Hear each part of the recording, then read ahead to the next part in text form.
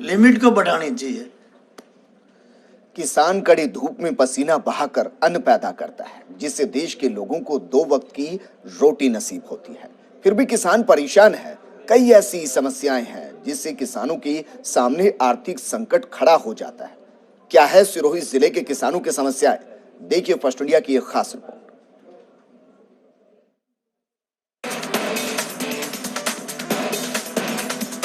किसान कड़ी धूप में पसीना बहाकर अन्न पैदा करता है। कड़कड़ाती सर्दी में पानी के बीच खड़ा रहकर देश की जनता के लिए अन्न पैदा करता है। नेताओं से लेकर अधिकारियों के घरों में दोनों समय भोजन का बंदोबस्त करने वाला किसान खुद कई दिनों तक भूखा रहता है। फिर भी किसानों को परेशानी का सामना करना पड़ता है। बात सिरोही जिले की करें तो सिरोही कई फसलों के उत्पादन का अग्रणी जिला है, लेकिन किसानों की क्या परेशानी है, इसको हमने जानने की कोशिश की।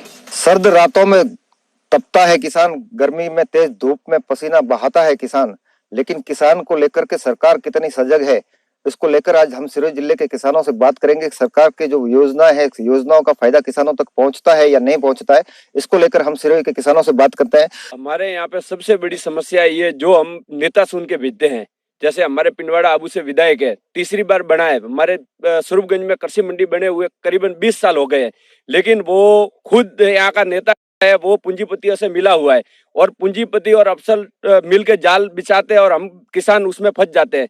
और हमारे किसानों की पकी हुई फसल लेने के लिए यहाँ पे कोई नहीं है, जबकि 20 साल पहले स्वरूपगंज में मंडी बनी हुई है, वो अब जर्जर अवस्था में हो गई है।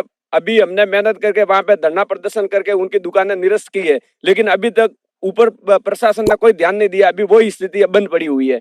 यहाँ पे करीबन 3 बांध बंधे हुए हैं और तीनों बांधों से किसानों को कोई पानी नहीं मिल रहा है। वो पानी कहाँ जा रहा है? वो पानी फैक्ट्रियों में जा रहा है। उसके लिए आपने कोई आंदोलन किया हो? 2 साल से लगातार हमने आंदोलन किया था लक्ष्मी सीमेंट से पानी रोकने का, बनास बांध का, लेकिन फिर से नेताओं ने, इन लोगों ने एनओसी उनको दे दी पानी ले जाने के लिए। नियम विरुद्ध जाकर के उस पानी के ऊपर है वो किसी एक अधिकार, जो उसका पानी का अधिकार है वो किसी एक फैक्ट्री मालिक को या एक कंपनी को देना, ये सरासर किसानों के साथ में अन्याय है। सिरोही वैसे तो कई फसलों के उत्पादन में अग्रणी है। यहाँ पर सबसे उच्च क्वालिटी की सौंफ की खेती होती है, जो आबू के नाम से बाजार में मांग के साथ बिकती है। अरंडी की फसल भी होती है। अरंडी की फसल मल्टी क्रॉप फसल है। अरंडी की बुआई जुलाई महीने में होती है, जिसे 3 महीने तक निराई गुड़ाई कर बड़ा किया जाता है। उसके बाद ये फसल देना शुरू करता है। फरवरी महीने तक फसल जारी रहती है।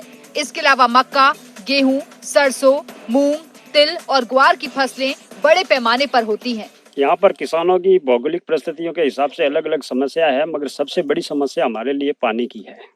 पानी की समस्या में हमारे लिए जो कादम्बरी बांध था, वो जब ये सीमेंट इकाइयाँ नहीं लगी थी, उससे पहले हमारा ये ये पूरा क्षेत्र है जो एक सिरोही जिले का कश्मीर के जैसे लगता था। और अकाल वर्षों में भी हमें सिरोही से नीचे भी मवेशी आती थी और यहाँ पलती थी और वापस चली जाती थी। साहब का वो तार 11 ने एलटी भेरी भी बटे, कोई कार्रवाई करता नहीं।